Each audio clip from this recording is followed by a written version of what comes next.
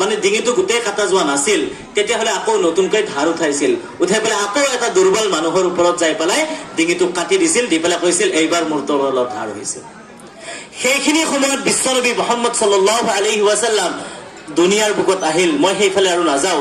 তেখেতে কি কৰিলে, ইছলাম ধৰ্মৰ বাণীসমূহ প্ৰচাৰ কৰিলে আৰু প্ৰচাৰ কৰি পেলাই সেই মানুহবিলাকক, যিবিলাক মানুহে ধৰ্মৰ পৰা সম্পূৰ্ণৰূপে আঁতৰি গৈছিল, যিবিলাক মানুহে নিজৰ বাহিৰে কাকো চিনি পোৱা নাছিল, যিবিলাক মানুহে একদম গৰুৰ নিচিনা আছিল, যিবিলাক মানুহে জন্তুৰ নিচিনা ব্যৱহাৰ কৰিছিল, সেই মানুহবিলাকক বুজাইছিল যে এনেকুৱা কৰিব নালাগে, এনেকুৱা কৰিব লাগে। কোনটো কৰিব লাগে, কোনটো কৰিব নালাগে, এই কথাটো মানুহক বুজাইছিল। তোমালোকে এটা কথা কোৱাচোন মোক, আমাৰ অসমীয়াত এটা কথা আছে যে হাঁহৰ পোৱালি কেতিয়াও সাঁতোৰ শিকাব নালাগে। শুনিছানে কথাটো? তাৰ মানে কি? হাঁহৰ পোৱালি কেতিয়াও সাঁতোৰ শিকাব নালাগে। তাৰ মানে হ'ল হাঁহৰ পোৱালি যেতিয়া জন্ম পায়, তাৰপিছত যেতিয়া তাক পানীত এৰি দিয়া যায়, সেই হাঁহৰ পোৱালিটোৱে নিজে নিজে সাঁতুৰিব শিকে, হয়নে নহয়? তো হাঁহৰ পোৱালিক কেতিয়াবা ক'ব লাগে নেকি যে তই হাঁহ হৈছা, হাঁহৰ নিচিনা হাঁহ হবি? ক'ব লাগে? গৰুৱে কি খায়? ঘাঁহ খায়। তো গৰু যেতিয়া, গৰু পোৱালি এটা যেতিয়া জগে, যেতিয়া গৰু পোৱালি এটা জন্ম পায়, তেতিয়া কোনোবা মানুহে যাই পেলাই গৰুটোৰ ওচৰত বুজাই নেকি গৰুটোক যে তইতো গৰুৰ পোৱালি জন্ম পাইছা, তই গৰুৰ নিচিনা গৰু হবি? বুজাই? বুজাই? ছাগলীৰ কাম কি? বেলেগৰ জেওৰা ভাঙি পেলাই পাণ খোৱা, হয়নে? হা? তো সেই ছাগলীৰ পোৱালি এটা যেতিয়া জন্ম পায় বা জগে, সেই ছাগলীৰ পোৱালিটোক যাই পেলাই কোনোবাই কয় নেকি যে তই ছাগলীৰ পোৱালি জন্ম পাইছা, ছাগলীৰ নিচিনা ছাগলী হবি? ক'ব লাগে নেকি বাঘ হৈছে তই বাঘৰ নিচিনা বাঘ হবি? ক'ব লাগে? নালাগে। কিন্তু কিছুমান মানুহ জন্তুতকৈ নিকৃষ্ট, হয়নে নহয়? জন্তুতকৈ বেয়া। সেইকাৰণে আমাক কয় নে নকয়, তহঁতে মানুহ হৈছা, ভাল মানুহ হবি? কয় নে নকয়? মানুহ হৈছা, মানুহৰ নিচিনা মানুহ হবি? কয় নে নকয়? আমাক কিয় ক'ব লাগে? তো গৰুৱে জানে যে তেওঁ গৰু হিচাপে জন্ম পাইছে, গৰুৰ নিচিনা কাম কৰিব। ছাগলীয়ে জানে তেওঁ ছাগলী হৈ জন্ম পাইছে, ছাগলীৰ নিচিনা কাম কৰিব। কিন্তু মানুহে, দুৰ্ভাগ্যৰ কথা এইটো, মানুহে নাজানে যে মানুহ হৈ পেলাই মানুহে কি কাম কৰিব লাগে, আৰু মানুহে এই কথাটো নাজানে। এতিয়া তোমালোকে সুধিব পাৰা যে মহাপুৰুষ শ্ৰীমন্ত শংকৰদেৱ মহাপুৰুষৰ প্ৰয়োজন কিয় হ'ল, কিহৰ কাৰণে আহিছিল? তো তাৰ উত্তৰ হ'ল এইটোৱে যে পৃথিৱীৰ মানুহবিলাকক এই কথাটো বুজাব লাগে যে মানুহৰ নিচিনা মানুহ হবি। কিহৰ নিচিনা মানুহ হবি? মানুহৰ নিচিনা।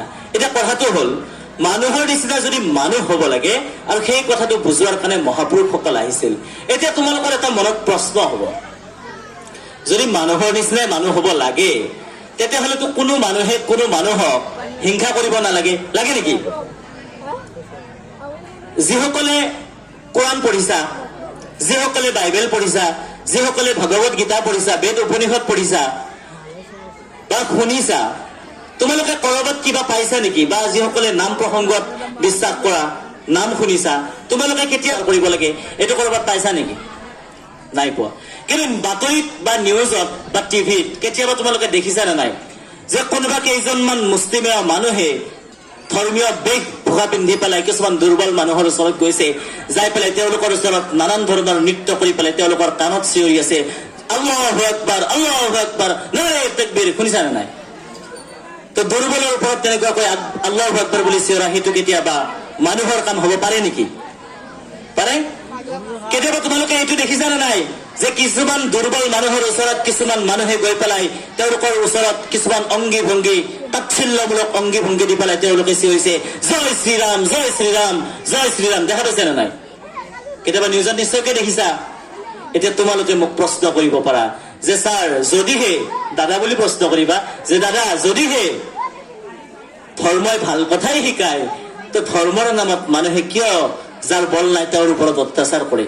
মুছলমানে কিয় হিন্দুৰ ওপৰত অত্যাচাৰ কৰিব খোজে, হিন্দুৱে কিয় মুছলমানৰ ওপৰত অত্যাচাৰ কৰিব খোজে, আৰু এইসকলে লগ লাগি পেলাই কিয় দুৰ্বলৰ ওচৰত সদায় অত্যাচাৰ কৰিব বিচাৰে? আচলতে মৰমৰ ছাত্ৰ ছাত্ৰীসকল, ধৰ্ম যিমান ভাল সিমান কোনো এটা ক্ষেত্ৰত বেয়াৰ ফালেও গতি কৰে। তোমালোকে যে নখ কাটা, নখ কাটা নে নাকাটা? কিছুমানে নাকাটে, হয়নে? তো কিছুমানে নখ দীঘলকৈ ৰাখে। যি হওক, নখ কাটা যে ব্লেডখন আছে, ব্লেডখন আছে নে নাই? এই ব্লেডখনেৰে আপুনি নখো কাটিব পাৰে, পাৰেনে? আৰু এই ব্লেডখনেদি কাৰোবাক মৃত্যু দিব পাৰে, পাৰে নে নোৱাৰে? যদি ডিঙিটো কাটি দিয়ে কি হব? ঠিক তেনেকুৱাকে এই ধৰ্মটো বহুত বেছি ভাল যদি সেই আপুনি ধৰ্মৰ নীতি নিয়মৰ ভিতৰত থাকে। আৰু যদি ধৰ্ম চেৰাই পেলাই ধৰ্মক আপুনি ব্যৱহাৰ কৰিব খোজে, ধৰ্মক এখন বেপাৰৰ নিচিনা কৰি তুলিব খোজে, তেতিয়াহ'লে কিন্তু এই ধৰ্ম চবতকৈ বেছি বিপদজনক হৈ পৰিব পাৰে। এই ধৰ্মক আমি সিমানখিনিলৈকে ব্যৱহাৰ কৰিব লাগিব যিমানখিনি মোৰ বিশ্বাস ভগৱানৰ ওপৰত থাকে, আল্লাহৰ ওপৰত থাকে, ঈশ্বৰৰ ওপৰত থাকে। যিমানখিনি আমাক আমাৰ মহাপুৰুষসকলে কৈ গৈছে সেইখিনি আমি কি কৰিব লাগিব? সেইখিনিৰ মাজত থাকিব লাগিব।